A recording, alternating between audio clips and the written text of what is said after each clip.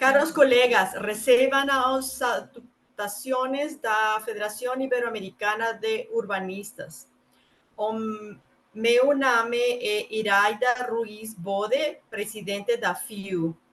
É prazer para mim apresentar pela palestra no âmbito da série de palestras da FIU, uma exposição em língua portuguesa. Tanto o espanhol como o português são línguas oficiais da federação, pelo que a partir de conhecimentos sobre planeamento urbano é de grande interesse para promover o intercâmbio e comunicação entre nossas organizações membros. Agradeço ao Manuel Miranda, da Associação Portuguesa de Urbanistas, APU, pela iniciativa e gestão destas palestras, que apresentarei a nossa oradora Teresa Craveiro.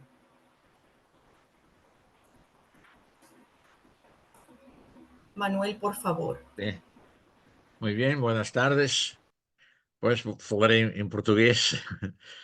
A Teresa Craveiro é uma pessoa com um currículo muito vasto nas áreas do urbanismo, ordenamento do território e de estudo e reflexão sobre a cidade. É geógrafa de formação de base pela Universidade Clássica de Lisboa. Tem também um mestrado em planeamento regional e urbano, também por Lisboa. Foi bolseira do Instituto de Alta Cultura, aqui de Portugal, e depois tenho um currículo, tanto em trabalho, algum trabalho também por via de empresas privadas, mas principalmente no âmbito da administração pública. Começou como técnica superior de assessora principal da administração local, em vários municípios, nomeadamente Sintra e Amadora, e depois, desde 1986, tem trabalhado sempre no município de Lisboa. E aí desempenhou vários cargos de direção de departamento, de gabinetes de planeamento estratégico, sempre ligado essencialmente ao planeamento estratégico da cidade. E no âmbito dessas funções do município, foi por mais que uma vez assessora do presidente, do alcalde do município de Lisboa, ou da vice-presidente, e por várias vezes diretora de departamentos ou coordenadora de unidades de projeto. Em parte desse trabalho também muito ligado às questões de habitação e, portanto, ao longo deste tempo todo, desde 1986. Neste momento, penso, Teresa, já estás reformada, não é? Sim, já. Das funções. Entretanto, já depois de retirada de funções profissionais do município de Lisboa, em representação da Associação Portuguesa de Urbanistas, faz parte do Conselho Municipal de Habitação de Vivenda do município de Lisboa.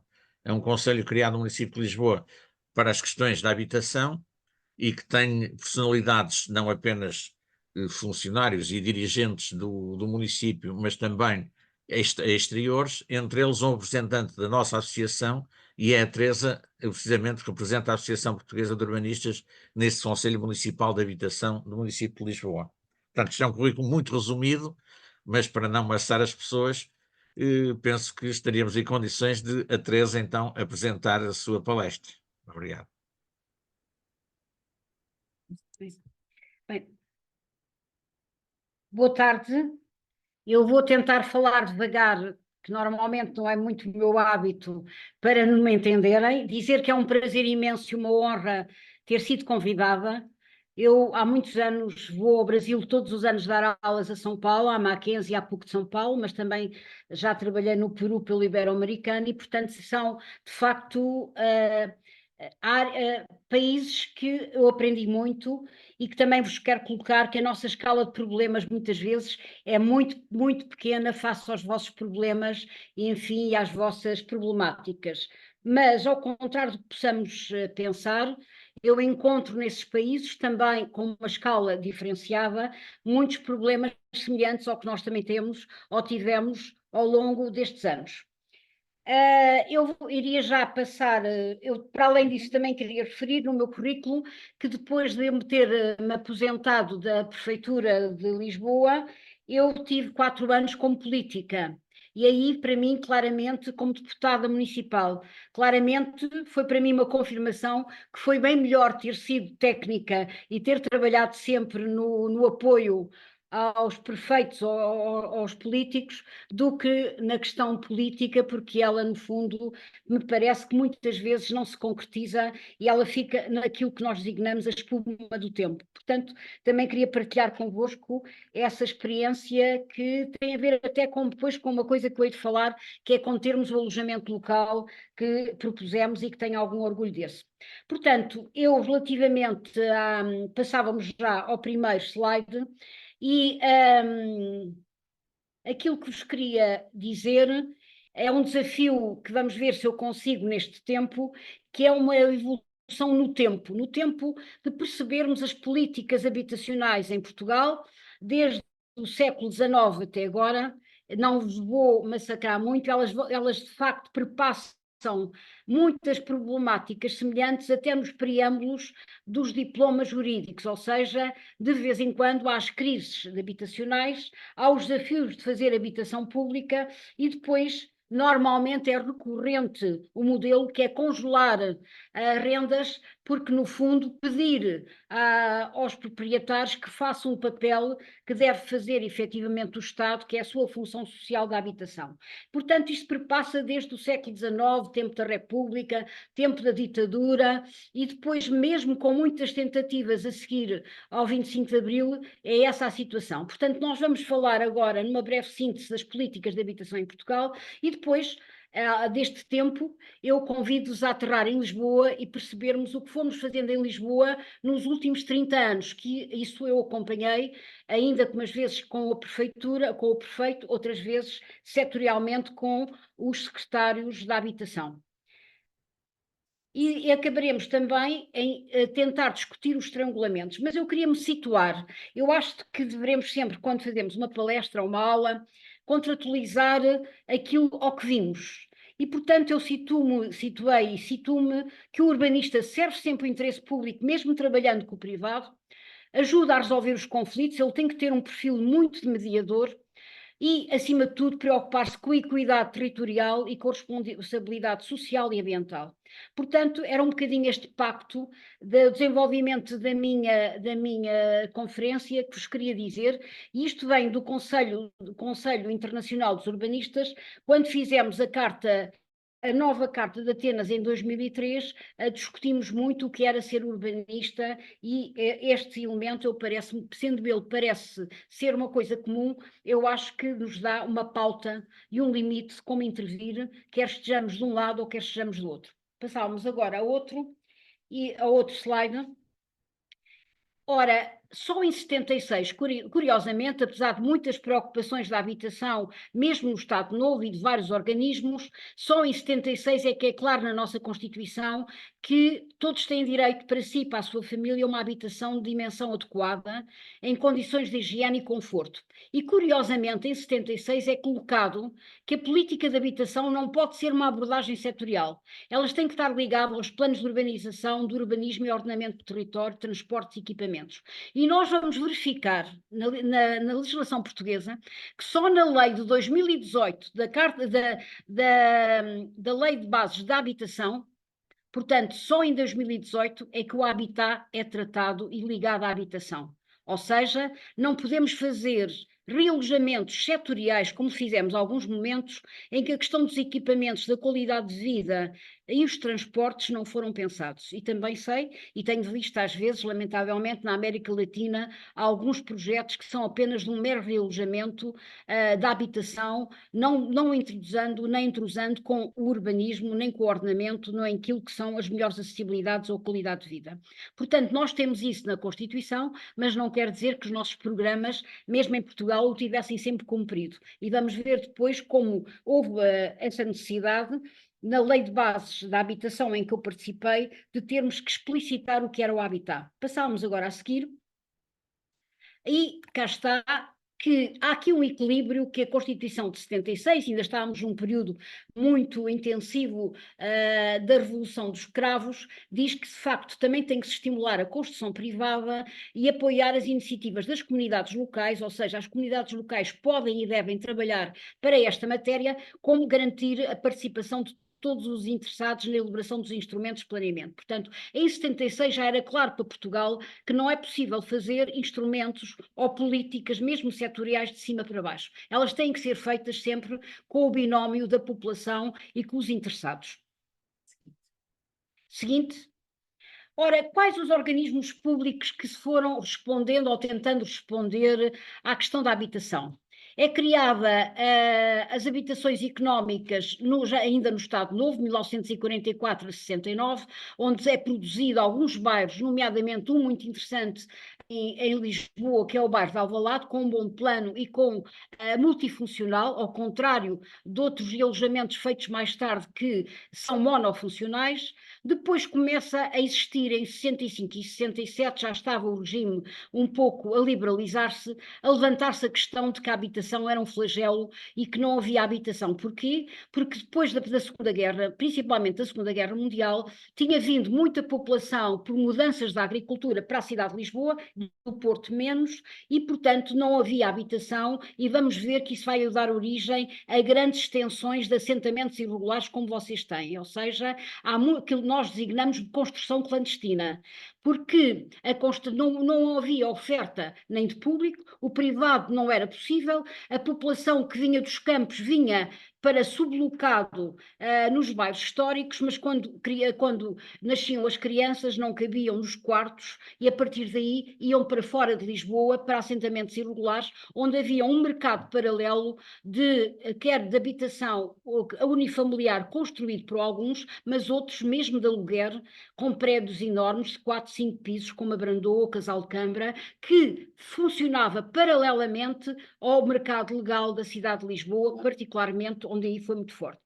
E daí depois é criado o Fundo de Fomento da Habitação, que já vamos ver o que é que ele fez, e a seguir, em 1984, é extinto e é criado o Instituto Nacional de Habitação. Isto tem muito mais a ver com questões político-partidárias no ponto de vista dos vários governos que na altura se vão instituindo, até em 2007 se transformar em Instituto de Habitação e Reabilitação Urbana. É interessante, porque verificam e vão verificar que as políticas, a partir de 2006, elas põem em cima da mesa a questão da reabilitação. Mais do que construir novo, é preciso reabilitar o edificado, que está muito ocioso, como vocês sabem, que nós temos imensos alojamentos também ociosos, uma percentagem muito elevada, quer em Portugal, quer mesmo na cidade de Lisboa, e daí se colocar várias políticas que vamos falar sobre a reabilitação urbana. Portanto, Lisboa, curiosamente, é na década de 90 que começa a tentar reabilitar um núcleo histórico, vamos ver. Portanto, Lisboa nisso antecipou-se porque nós trabalhámos em planeamento estratégico, como eu vou mostrar, com Barcelona, a partir de 1990, e colocámos o modelo híbrido. O modelo não era só construção de habitação pública, não era só enquadrar a habitação privada, era também tentar olhar para o centro, e o direito ao centro, como o Estatuto das Cidades Brasileiras coloca, o direito ao centro, não expulsar o centro, não haver a gentrificação e tentar que, de facto, a cidade não fosse dual, não fosse os pobres e os ricos no meio. Não quer dizer que isso tenhamos conseguido, mas este era o grande objetivo, mesmo já na década de 90, para nós, claro, quando começámos a fazer reabilitação nos núcleos históricos, como vocês vão ver. A seguir,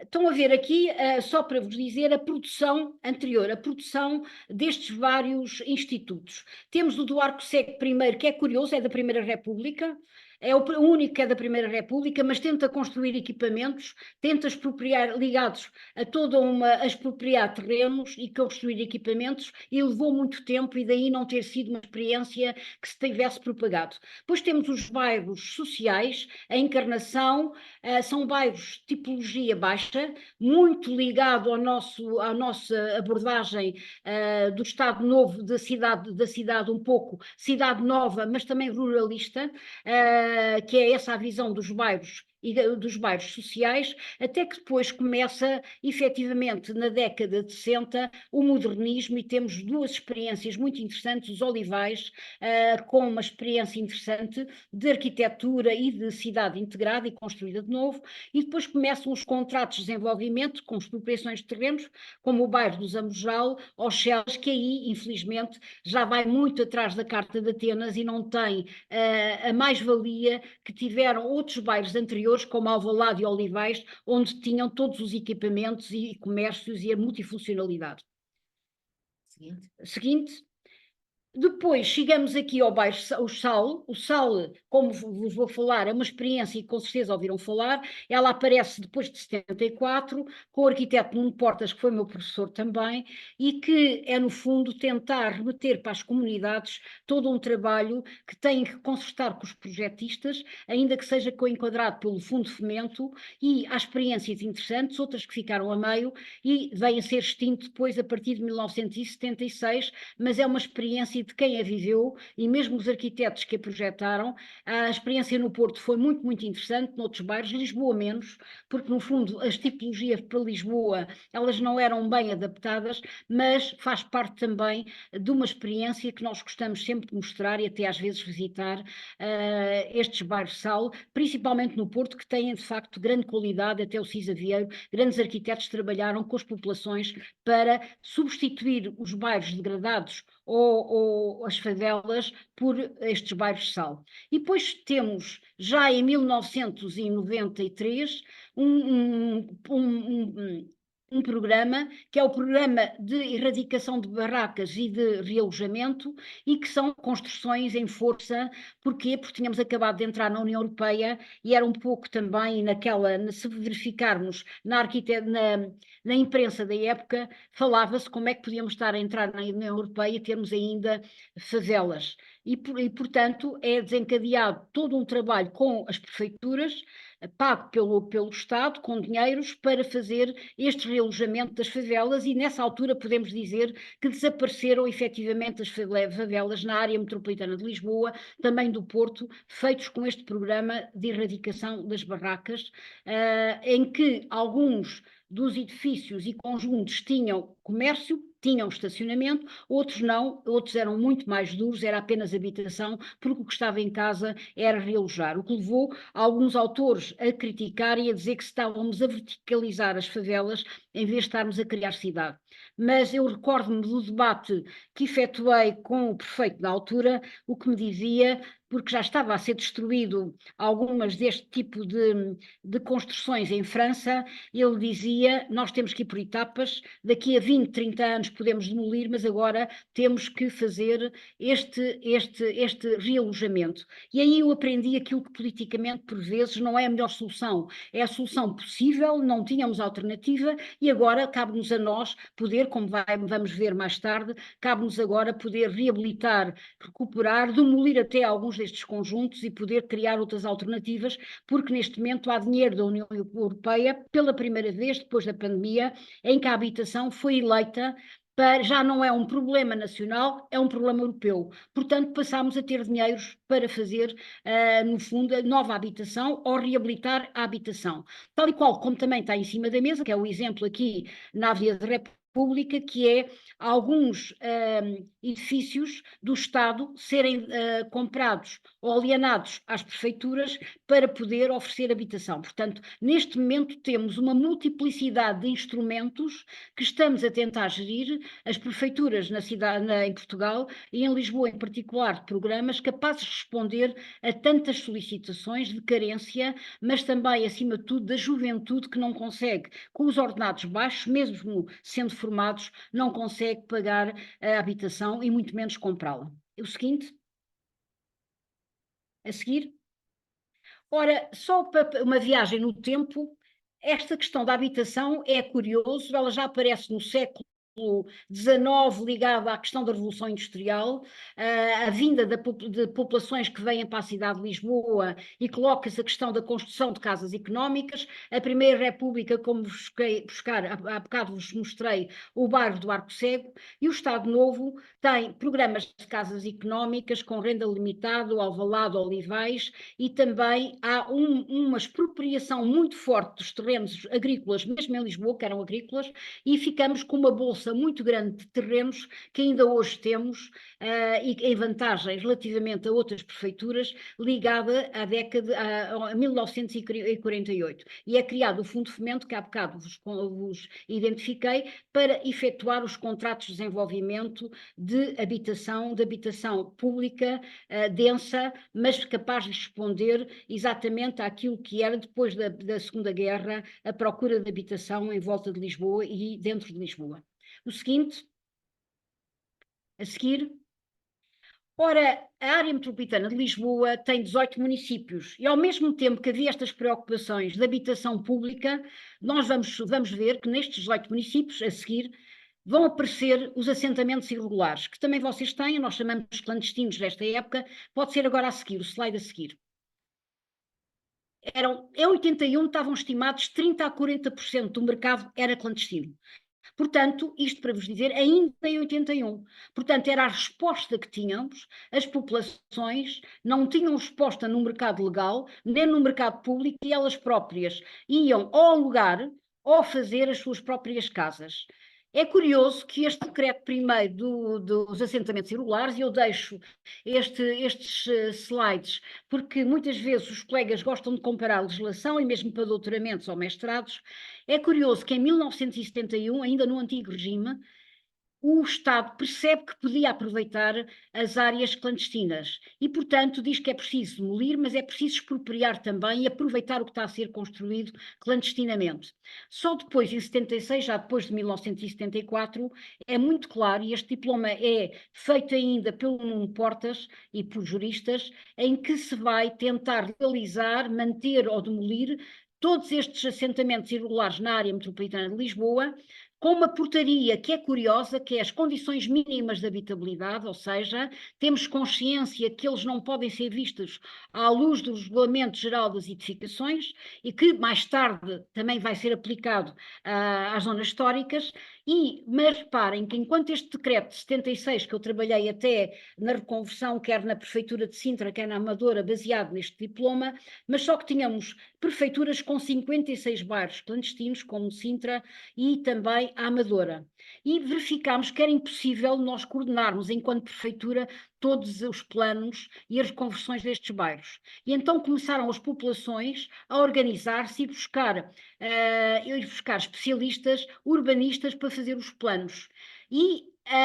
Mas este fenómeno foi surgindo neste período, entre 1976 e 95, feito para as populações, mas a lei só vem pegar nesta forma de trabalhar em 95. Portanto, passado 18 anos, apesar de termos feito alguns bairros com as populações, com equipas, nomeadamente até equipas trabalhando pro bono, em que depois a prefeitura dava a chancela do bairro para urbanizar, para reconverter ou para demolir, e portanto estamos aqui a ver como por vezes o legislador anda atrás daquilo que é a realidade e do que são as necessidades das populações. Passamos então agora ao seguinte, portanto isto é ligado aos assentamentos irregulares, e depois relativamente à democracia, já está aqui o saldo que vos falei há bocado, foram construídos 19 mil alojamentos, mesmo em condições muito curtas de tempo, entre 74 e 76, e com muito debate, muita discussão, muita participação, mas deu origem a 19 mil alojamentos. E depois temos a legalização de ocupações que se deram naquela altura em prédios devolutos, em prédios ociosos. Houve muitas ocupações e também há uma legislação que o permite. Portanto, estávamos num período, francamente, de dinamização popular, mas foi saindo legislação que possibilitou isso, tal e qual como, por exemplo, para as populações vindas das ex-colónias, também houve programas para os encaixar. E os contratos de desenvolvimento feitos pelo Fundo de Fomento, eles vão ter uma característica que é a promoção de casas de renda limitada ao resolúvel, podendo ir pagando e depois passaria. E cá está o programa que vos falei há bocado e vos mostrei, o programa especial de alojamento de 93, que vai retirar todas as favelas da área metropolitana de Lisboa, num esforço muito grande e muito forte, que deu origem a 48 mil famílias alojadas e que foi, de facto, um grande momento de resolução do problema do alojamento enquanto elemento fundamental. Portanto, às vezes nem sempre veio o habitat, mas o realojamento foi feito. E começa a discutir-se a questão da reabilitação em 2009 e 2004, já com uma questão de sustentabilidade. A Europa desafia, os documentos vários da Europa dizem não é só construção nova, temos que reabilitar e temos que, de facto, não deixar os centros ociosos, os centros históricos. E, portanto, nós fazemos este primeiro regime jurídico em 2004, com sociedades de reabilitação que são feitos com os privados e os públicos, para toda uma forma de trabalhar, mas a grande legislação depois vem esta em 2009, mas esta de 2012 queria-vos chamar a atenção. 2012 nós tivemos a Troika, tivemos, portanto, aqui um déficit no ponto de vista financeiro, entrou a Troika, entrou o FMI e no memorando foi obrigatório que iria haver dinamismo relativamente ao arrendamento e simultaneamente também à questão de a reabilitação. E, portanto, esta lei, o regime jurídico das obras em prédios arrendados e o novo regime jurídico da reabilitação urbana responde ao memorando da Troika, porque a Troika coloca matérias que considera fundamentais e que tinham que ser avaliadas e mudadas no sistema em Portugal. Portanto, é a primeira vez que nós temos uma situação em que a legislação ela vem responder a uma solicitação exógena, ela não é só nossa, e por isso ela vai provocar alguns problemas, nomeadamente problemas que vamos ver no arrendamento, que é problemas de fazer sair muita população de prédios que estavam degradados, porque é-lhes dado um tempo para saírem, para poder fazer obras. E então nós vamos ter muita população que sai de Lisboa, que não consegue ficar no centro histórico, nem a prefeitura consegue enquadrar esta população. E ainda hoje estão em periferia, estão em algumas municipalidades, prefeituras da periferia, populações, ruas inteiras, por exemplo, do bairro de Alfama, que vocês já ouviram falar, um bairro antigo que é Santa Maria Maior. Neste momento tem mais alojamento local esse bairro do que tem população residente. Portanto, houve aqui, de facto, um cruzamento, que já vamos ver porquê, a partir desta lei de 2012, que possibilitava a fazer com a remodelação de restauros profundos, possibilitava denunciar os contratos. E a partir daí há muita população que é expulsa nesta altura em 2012 e só em 2018 é que vão se criar áreas de contenção, ou seja, tardou muito politicamente avaliar a situação que se estava a criar na cidade de Lisboa e no Porto e que era preciso conter o alojamento local que tinha surgido em 2008 e que tinha dado origem a esta situação.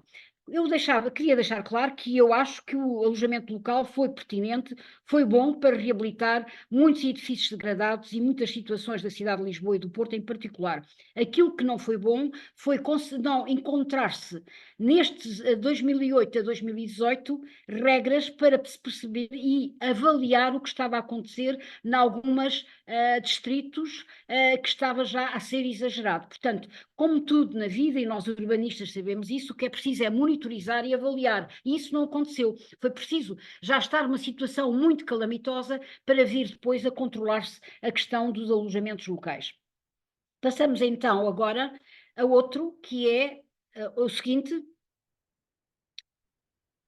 Cá está aquilo que eu acabei de falar, o seguinte, não, é o seguinte, agora passa o seguinte, é o a seguir. A seguir, exato. Cá está, o alojamento local surge como autonomização ligada à questão dos hotéis, em 2008 e nós vamos ver que só em 2018 é que começa que se coloca que é podem as prefeituras definir áreas que vão conter o alojamento local.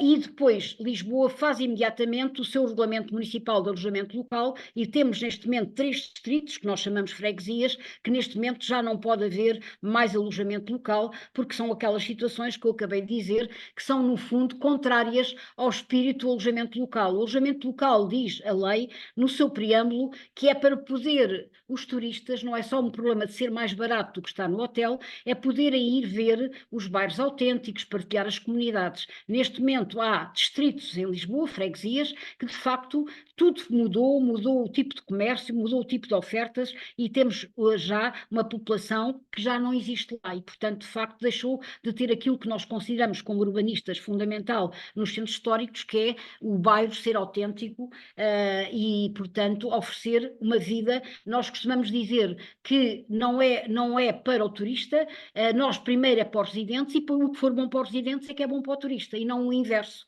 que é o que aconteceu. Portanto, agora, neste momento, esta lei que está hoje, curiosamente, a ser discutida na Assembleia Municipal, nós mudámos de governo, esta lei foi uma lei tem sido muito contestada por várias bancadas políticas nos últimos tempos. Eu acho que ela, acima de tudo, não soube passar a mensagem. Há matérias que estavam aqui, que são matérias como a questão do realojamento. O instrumento da Carta Municipal já o pode definir e, portanto, também previa que se tivesse que pagar uma contribuição maior ao alojamento local, porque, curiosamente, em Portugal, quem tiver um alojamento local paga menos de imposto do que quem tiver uma casa para arrendar. Portanto, há aqui, de facto, uma situação claramente perversa para diminuir o arrendamento em detrimento da questão do alojamento local. Mas esta lei vai ser mudada a partir de agora e vão, com certeza, encontrar-se, como tudo na vida, algum caminho do meio. Não pode não ser uma situação tão excessiva como ela era colocada aqui, mas com certeza há de ser ponderada, eu acredito, esta legislação para ela servir às prefeituras. Outra a seguir. Ora, só a partir de 2008 é que se começa a pensar em planos estratégicos para a habitação, em vez de ser programas soltos. E eu coordenei o Programa Local de Habitação em 2010, foi um programa estratégico, ainda que fosse setorial, mas ele não foi tão setorial como isso. Como o ligámos ao Habitat, nós conseguimos construir, a partir daí, 14 centros de saúde, creches, construir escolas, porque consideramos que não podíamos fazer habitação sem equipamentos e, portanto, foram até aprovados essas várias cartas e depois vertidas no plano diretor, ou seja, trabalhou-se naquilo que é uma perspectiva de processo. Não esperámos pelo plano diretor e fizemos exatamente logo a seguir ao desenvolvimento do Programa Local de Habitação as cartas de carências de equipamentos para dar equidade ao território e para que o território tivesse coesão social. Depois vem, mais tarde, em 2015, uma Estratégia Nacional de Habitação e com instrumentos para a reabilitação. E aqui o legislador vai, conforme os governos, substituindo, e estamos agora com uma nova geração de políticas de habitação em que se pretende que de 2% do país passe a 5% de habitação pública, com um programa de primeiro direito em que aproveita os dinheiros que eu há bocado estava a dizer, que é o Plano de Recuperação e Resiliência, que acaba em 2026, é da Europa, e que neste momento estão 26 mil famílias estão contratualizados alojamentos, e já estão contratualizados 10 mil e pretende-se que vai-se obter aqui mais 26 mil alojamentos com este programa. E depois, como havia esta parafernália de tantos instrumentos, criou-se a Lei de Bases da Habitação, que traz uma figura nova, que é a Carta Municipal de Habitação. E a Carta Municipal de Habitação é semelhante ao vosso plano, os brasileiros, eu conheço bem o plano de habitação e de intervenção social, só que este é eminentemente urbanístico, porque ele vai preparar e vai dizer quais os terrenos que é preciso desenvolver habitação, mesmo pública, e como é que percentagens e que áreas deverão já estar com carência. Portanto, prepara, de certo modo, a revisão do plano diretor municipal como baseado nestas matérias e, por sua vez, até o alojamento local fica dependente da Carta Municipal de Habitação. Passávamos agora para o seguinte. Passamos para o seguinte. Verificam do primeiro direito deste programa com dinheiros da União Europeia, como ele também, agora que está cartografado, ele revela alguma desigualdade. São as prefeituras, ao ter-se remetido para os municípios fazerem as prefeituras fazerem as candidaturas, verificam que, no fundo, são, mais uma vez, as prefeituras do litoral que vão ter acesso e que prepararam com o Algarve este dinheiro para fazer habitação pública ou reabilitar. E nós verificamos como o interior e como o resto de Portugal, de facto, ficou aquém. Portanto, o que leva a pensar que termos modelos, é evidente que é muito importante e nós defendemos há muitos anos a descentralização, mas é preciso, por vezes, quando se descentraliza, também criar, e devia-se ter criado, do meu ponto de vista, aqui grupos de missão que pudessem ajudar as outras prefeituras a candidatar-se. Nós vemos que, no fundo, metade do dinheiro que está afeto, metade vai ser para a área metropolitana de Lisboa, ficando a outra metade para o resto do país. Portanto, estão a ver como, no fundo, a equidade não é resolvida e eu penso que trará na mesma uma manutenção de más condições de habitabilidade das zonas rurais e do resto de Portugal, em detrimento da zona do litoral e, em particular, também de Lisboa. Passámos outro. Ora, só para agora, porque depois vou-vos situar em Lisboa, os planos estratégicos de habitação de 2008-2013 dizia que cabia às prefeituras fazer o programa local de habitação, e é por isso que Lisboa é uma das prefeituras que o faz, depois também faz Coimbra, não sei mais de outras prefeituras, mas faz o programa local de habitação nesta altura. A seguir. Ora, aparecem agora, ligados a estas políticas de 2018, vários programas. O programa Primeiro Direito, que já falámos, o programa de apoio ao alojamento urgente, que é a porta de entrada, o arrendamento acessível, a porta 65 para jovem, o reabilitar para arrendar, com os proprietários, os instrumentos de reabilitação, a casa eficiente, dinheiros para poder ultrapassar a pobreza. Nós temos, porque temos diferenças de temperatura e cada vez mais se agravam com as alterações climáticas, nós temos problemas graves, principalmente com as populações idosas, porque não temos ondas de calor que no verão dão pneumonia, como temos as questões de frio no inverno. E, portanto, há agora um programa que possibilita, de facto, poder tornar a casa mais energeticamente mais sustentável. E depois temos também, também para os próprios bairros sociais, esta questão da eficiência energética. São programas especiais que são importantes e que até podem ser e devem ser cruzados, no meu ponto de vista, nas zonas onde vivem mais idosos, porque nós temos uma população muito envelhecida, vivendo até às vezes em prédios que são arrendados. Agora, o seguinte. A Lei de Bases da Habitação, ela é muito clara, que diz que a política de habitação é direcionada para as famílias e pessoas idosas, portanto, vai elencar todos os problemas, um bom diagnóstico da Carta Municipal de Habitação tem que elencar todos estes públicos-alvos. A seguir.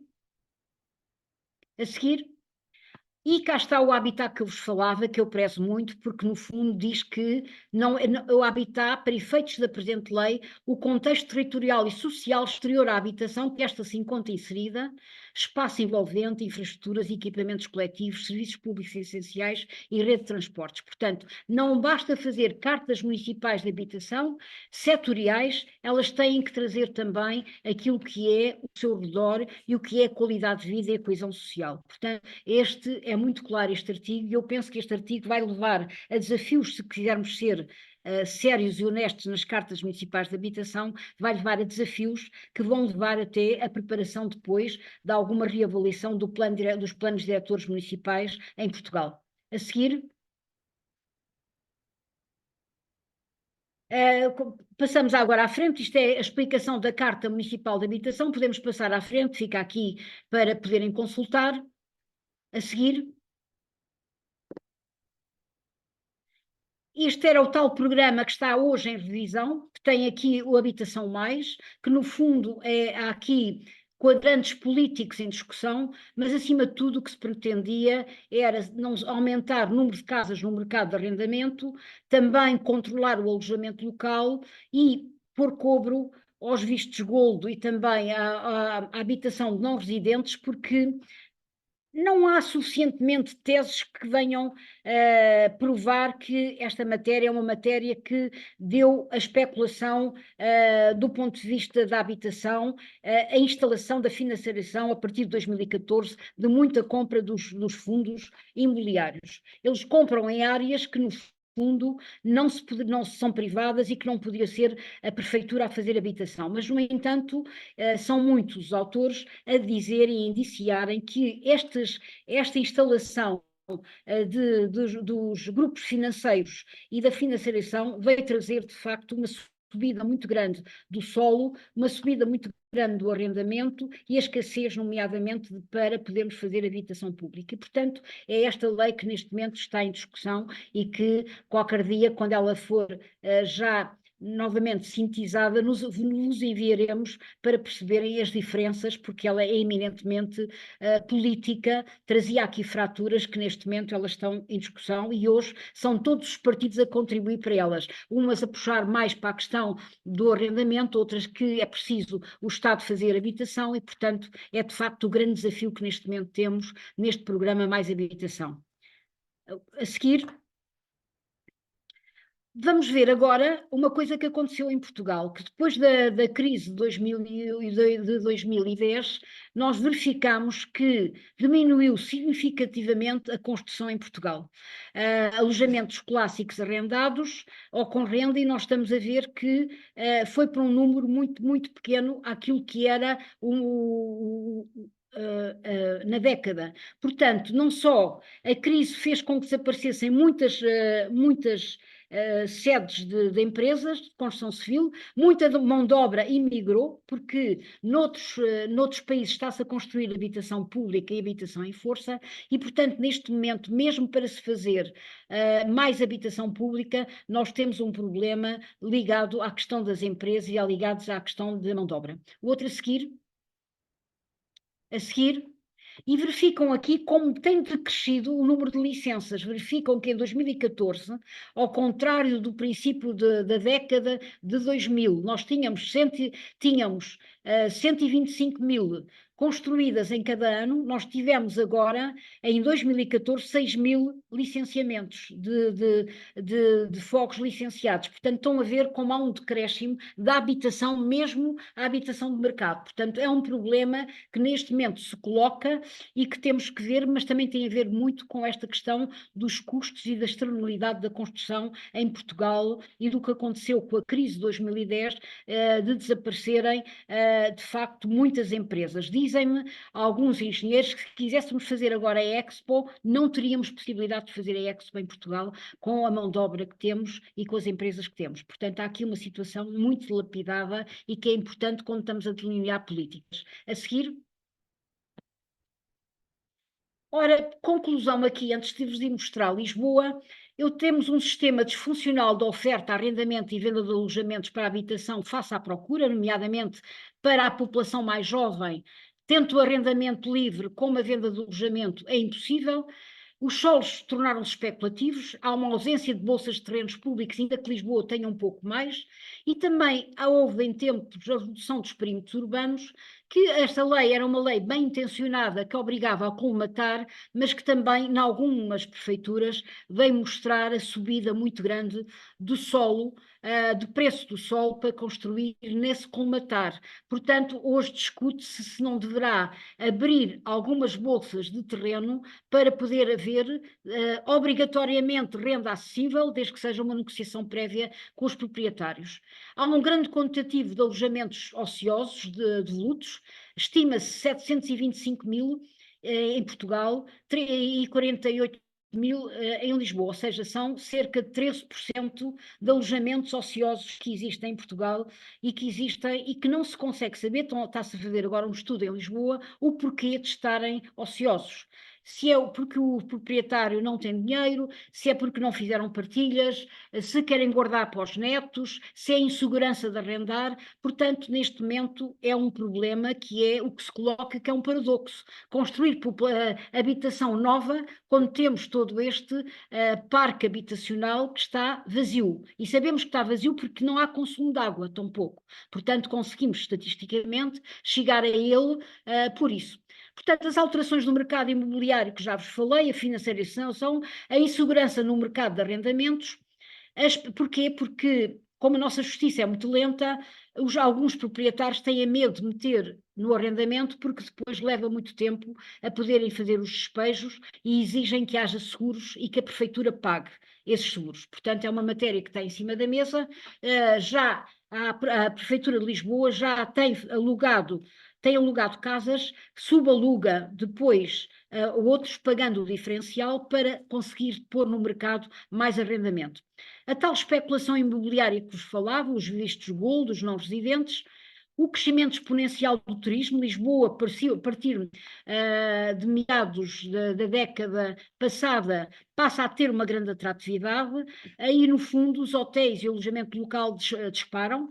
E, por sua vez, também as várias leis do arrendamento, que há bocado vos disse, que deu despejos significativos, principalmente no centro histórico. Depois temos uma parafernália muito grande de instrumentos territoriais.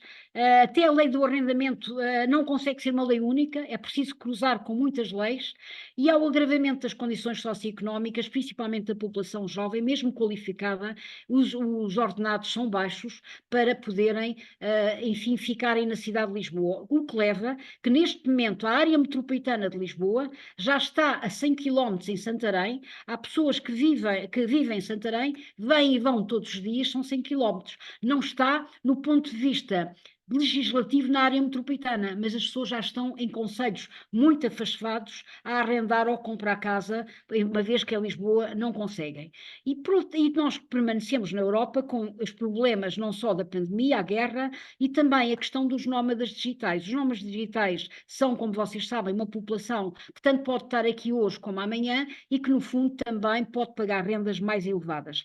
E aquilo que já vos falei há bocado, que são as empresas de construção civil e a mão de obra qualificada, que no fundo também dá a redução de construção. Para a frente, a seguir. Outra coisa que nós podemos dizer é que, no fundo, se depois formos estudar todos os vários programas e instrumentos, falta fazer síntese, falta avaliar em que falharam. Portanto, eu deixava um apelo aos colegas urbanistas que é preciso fazer um monitoramento dos instrumentos. Não basta criar leis, não basta ter preâmbulos que são preâmbulos politicamente interessantes, se depois, quando vamos aplicar os instrumentos, não fizermos um monitoramento, nós dizemos monitorização, para avaliar, porque às vezes há efeitos perversos, como nós sabemos, de algumas leis que dão o contrário, como foi aquela da dinâmica da reabilitação e que deu muitos despejos de população até com maiores de 65 anos, porque foram populações que foi feito bullying. No fundo, elas podiam ficar na casa, mas a casa, como a mudança da casa era significativa, era cortada a luz, era cortada a água e, portanto, acabou por expulsar a população e levar uma indemnização pouquíssima, porque as rendas eram baixas. A seguir. Agora vou só passar Lisboa, portanto, depois desta evolução no tempo, e que se calhar levei um bocadinho mais, mas vamos passar agora a Lisboa. Lisboa tem 19% da população da área metropolitana de Lisboa, e vamos agora então verificar como é que Lisboa se comportou nestas matérias. A seguir. Ora, Lisboa, como eu vos disse, tem planeamento estratégico há 3 anos e nós identificámos logo em 90 que as condições de habitat eram complicadas, onde tínhamos muitas favelas e estava a haver um despovoamento nos núcleos históricos depois na visão estratégica. Daí termos conseguido fazer políticas atempadamente na cidade de Lisboa, que seria bem pior se nós tivéssemos feito logo na década de 90. A seguir. Depois temos logo no plano a questão de também tentar fazer a cidade de bairros, tentar qualificar os bairros com equipamentos logo em 2002. Portanto, ou seja, há políticas que eu vos falei, que no ponto de vista nacional elas vêm mais tarde, mas Lisboa começa a apostar nessas políticas em estratégia. A seguir.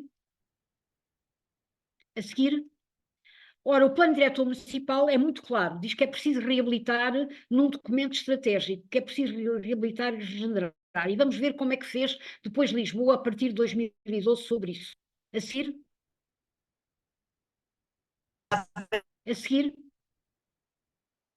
o seguinte, nós, no fundo, o nosso modelo tem que ser sempre um modelo multi-escala e multivariado e diverso. Portanto, temos que reabilitar, regenerar os bairros sociais que já existiam desde a década de 80 e também os assentamentos irregulares. Portanto, foram a política dos 3R que nós fizemos em simultâneo. A seguir,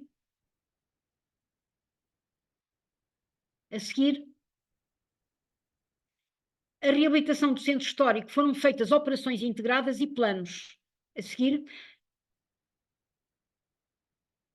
vem que logo em 90 nós fizemos gabinetes locais nos principais núcleos históricos, até na periferia, são núcleos de interesse histórico, são antigas aldeias que foram absorvidas, e depois, em 2011, 2024, que ainda está em vigor, definimos a legislação do MARU, Área de Reabilitação Urbana, com ORUs, onde têm a particularidade de subtrair alguns dos impostos estas áreas, poderem reabilitar-se e poderem recuperar os edifícios, os proprietários, com bastantes vantagens. Praticamente todo o território da cidade está definida como MARU. Porquê? Porque até a habitação com mais de 30 anos, ela pode efetivamente ter financiamentos e ter projetos para poder passar a reabilitar e oferecer melhores condições, quer aos arrendatários, quer à habitação própria. A seguir, é isto, portanto, a ARU e as ORUs, que são para se poder fazer trabalho com os privados, as parcerias. Podemos fazer agora a seguir.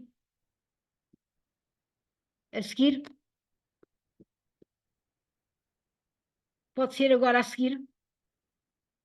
Fizemos planos de pormenor, por exemplo, para o bairro de Alfama, logo na década de 90, e fizemos programas com os proprietários para reabilitar.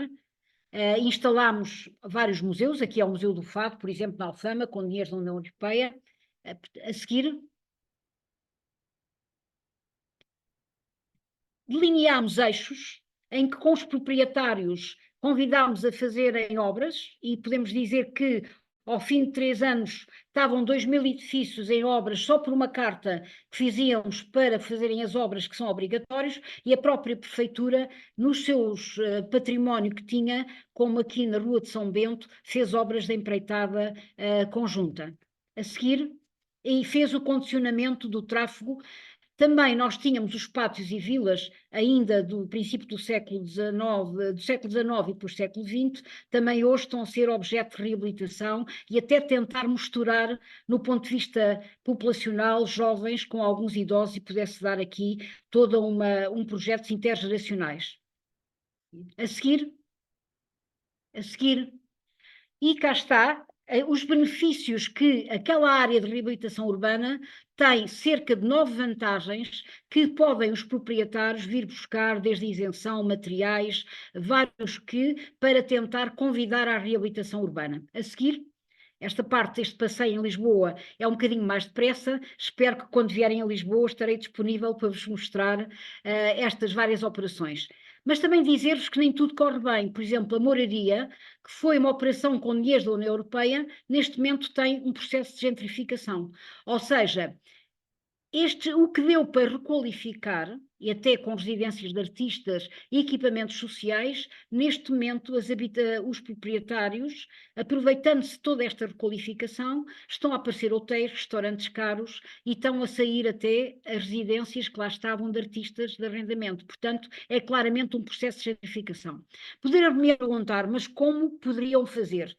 Cá está. Podiam ter feito um monitoramento e fazer-se aquilo que nós temos no direito, que é o direito de preferência, e conseguir controlar, em alguns edifícios postos à venda, o direito de preferência, para poder manter os residentes e manter, no fundo, a função inicial que a União Europeia pretendia. Agora, outro a seguir. Veem os vários projetos que fizemos na moraria e que, no fundo, agora estão a alavancar todo um alojamento de luxo, hotéis e restauração muito cara, em vez de, no fundo, ser um bairro que mantenha as características mais populares. A seguir, os bairros sociais que vos falei, nós tivemos com aquele programa das barracas, que nós chamamos barracas, vocês chamam favelas, nós construímos 17 mil alojamentos e, portanto, o parque habitacional de Lisboa é muito grande, são 25 mil casas, porque já tínhamos vindo da expropriação e, portanto, temos uma empresa para gerir todos estes bairros que vão ter agora dinheiro para reabilitar. Portanto, foi um investimento muito grande, isto feito a partir de 1993 para eliminar as favelas. A seguir, também os assentamentos irregulares. Os nossos assentamentos irregulares em Lisboa, eles são de baixa densidade e são na periferia, porque no plano regional de Lisboa era um green belt, era um cinturão verde, e claro que foram aí que se instalaram, porque não estão localizados no ponto de vista da ocupação, e se construíram, e alguns são de aluguer. Neste momento está todo um processo de reconversão destes bairros para eles entrarem no mercado e serem legalizados, pagando os proprietários mais-valias para pagar as suas infraestruturas. A seguir, os nossos assentamentos irregulares, ao contrário da Amadora ou de Sintra, eles são de baixa densidade, mas são de aluguer também, não são só habitação própria. A seguir,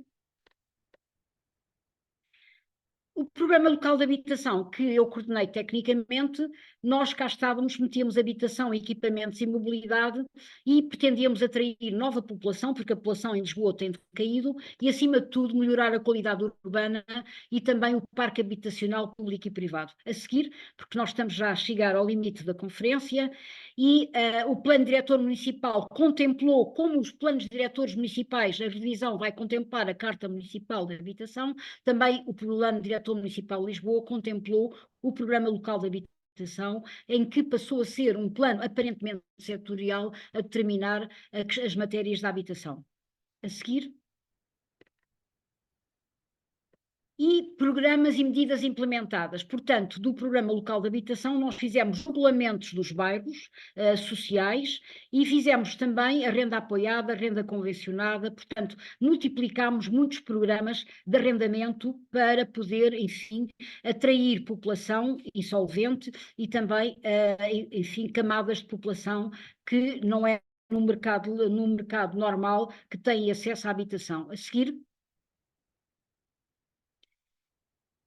e ainda havia bairros feitos com amianto e que neste momento estão a ser reabilitados 3 bairros em força na cidade de Lisboa. Portanto, Lisboa tem uma diversidade muito grande, apesar desta dicotomia de aparentemente ser muito atrativa, tem uma diversidade muito grande também de problemáticas, como vocês veem. A seguir, portanto, é o exemplo de são múltiplos os programas que temos. Podemos agora continuar, o centro histórico também, habitar o centro histórico, que há património que estamos a pôr para concurso. A seguir, isto é um projeto que eu vos convido a poderem consultar, que é 1,5 milhão de euros dado a 67 bairros que nós convencionámos que eram bairros de intervenção prioritária, e aqui são as comunidades todos os anos que concorrem a projetos. Eu fui presidente do júri durante 8 anos destes projetos e é muito interessante porque, no fundo, é pôr as comunidades a fazer projetos diversificados que podem ser físicos, podem ser sociais e é muito interessante e dá coesão. A seguir, são os projetos BIPSIP que ganharam um prémio, nomeadamente na União Europeia. Isto é a carta dos projetos, dos bairros, dos 67 bairros que nós identificámos como bairros de intervenção prioritária. A seguir, fizemos 3 variáveis, a variável ambiental, socioeconómica e urbanística, e identificámos estes bairros a partir destas variáveis. A seguir, e as candidaturas todos os anos são para responder a estas temáticas: a promoção da cidadania, inclusão, melhorar a vida no bairro, competências e empreendedorismo. Portanto, vimos que também são questões sociais, não são apenas questões físicas. A seguir, Há aqui uma matéria que também me parece interessante, foi uma experiência que eu trouxe de São Paulo, dos atlas sociais, e que fizemos um cruzamento no ponto de vista do censo, cartografámos com sistemas de informação, que nos dá a possibilidade de perceber os quarteirões e perceber muitos indicadores de pobreza ainda na cidade de Lisboa, através do Atlas Social. Convido-vos depois a poderem abrir esta ferramenta, ela não está atualizada, mas penso que é uma ferramenta fundamental para se trabalhar a nível de bairro e a nível de quarteirão. A seguir... E cá está o alojamento local no centro histórico. Vejam a quantidade de alojamento local no centro histórico que se instalou a partir de 2012 e 2017. A seguir, e vimos que ele a partir de 2014 até 2018, e depois 2018 é quando nós vamos tentar controlar esta questão do alojamento local. A seguir... E agora chegamos às áreas que está suspenso fazer alojamento local. São 3 freguesias. Vai ser revisto isto, mas em 2018 considerou-se que a Moraria, Alfama e Misericórdia, neste momento, não pode ter mais alojamento local. Portanto, é proibido. Foi a forma, portanto, é um regulamento, foi aprovado pela Prefeitura, foi aprovado pela Assembleia Municipal e outros freguesias ou distritos podem ainda instalar-se, mas nestas 3 freguesias já esgotou a possibilidade de haver mais alojamento local. E penso que, quando vier agora o novo regulamento, que é a Carta Municipal, depois da Carta Municipal ser aprovada, vão ser mais algumas freguesias contidas, porque é preciso haver aquele equilíbrio, como vos falava no início. A seguir, estou quase a terminar, mas a seguir... veem que onde perdemos população foi onde o alojamento local se instalou. Portanto, foi de facto uma dilapidação, ainda por cima, de população muito mais autóctone nestes bairros históricos que saíram e que se perderam por causa desta instalação do alojamento local. Que se tivesse sido mediado, teria sido uma coisa positiva. É como sempre nas políticas. Em si não é política má, o que é mau é a forma como se operacionaliza ou como se depois se mantém. A seguir... E os novos desafios que agora nos estão a surgir são cortiços como vocês têm, ou seja, nós temos uma população imigrante do Bangladesh, da Índia, que está a chegar para serviços que os portugueses não fazem, nomeadamente distribuição de comida, mesmo para o próprio turismo, e temos neste momento no centro histórico imensos cortiços com problemas que estão a dar, até já deram incêndio, e que é um bocado o jogo do empurra. A Prefeitura diz que é um problema da Administração Central, e a Administração Central diz que é um problema que a Prefeitura tem que controlar, porque não podem passar, enfim, os atestados de residência. E, portanto, temos este problema que eu penso que ele tem que ser resolvido, porque também nós sabemos, no Rio de Janeiro, em São Paulo, pelo menos que eu conheço, e houve até experiências interessantes de trabalho de cortiços. A seguir... E a Carta Municipal de Habitação, para terminar, ela tem... neste momento está a concluir-se, identificou 15% de alojamentos ociosos e também é metade de arrendatários e metade de proprietários residentes, ou seja, é este o conjunto a partir do censo em que existe cerca de 15%, 13% de habitação municipal nestes arrendatários. Portanto, Lisboa não tem, ao contrário do país que tem 2% de habitação pública, Lisboa, pelas circunstâncias de ter bolsas de terrenos desde os anos 40, pôde construir bairros e temos neste momento cerca de 13% de habitação pública. A seguir... portanto, aqui está, desculpem, é 9%, não é 13%, é 9% de habitação pública. 13% é de ociosos, vazios. A seguir, portanto, estamos aqui a ver os custos do património municipal e é para aqui que vem agora o programa do primeiro direito, de tal que eu falava, de poder recuperar o património destes bairros, que já estão, neste momento, muitos deles obsoletos. Eles têm 30 e tal anos ou mais, portanto, precisam de obras. A seguir... E, portanto, os objetivos da Carta Municipal é erradicar a pobreza, fixar famílias e Lisboa mais sustentável. A seguir... As prioridades, aumentar e melhorar a oferta de habitação municipal em parceria, porque é preciso fazer em parceria para ser rápidos a construir, não pode ser só a prefeitura, até porque tínhamos uma empresa pública que em 2014 lamentavelmente foi extinta. Reduzir assimetrias no acesso e regenerar a cidade esquecida. O que é isto, regenerar a cidade esquecida? Vamos ver. A seguir, a cidade esquecida são alguns daqueles bairros de intervenção prioritária. Portanto, alguns destes bairros foram selecionados para agora se poder fazer reconversão e dar um habitat e fazer, no fundo, a reconversão e a reabilitação do edificado com os tais dinheiros da União Europeia. A seguir, estamos mesmo a terminar. E cá está o que se pretende da Carta Municipal de Habitação, construir mais 9.000 alojamentos. Nós dizemos fogos, mas nós no Brasil sei que não são fogos, são alojamentos, e há uma parte que é produção municipal e outra parte em produção parceria. Neste momento já se fizeram muitas obras e, portanto, já conseguimos ter aqui entregues, já foram entregues neste mandato cerca de 1.823 casas reabilitadas e concedido apoio à renda em 1.300 casas, quer dizer, há um subaluguer no mercado e que se conseguir dar apoio à renda e estão em avaliação mais 704 candidaturas. A seguir.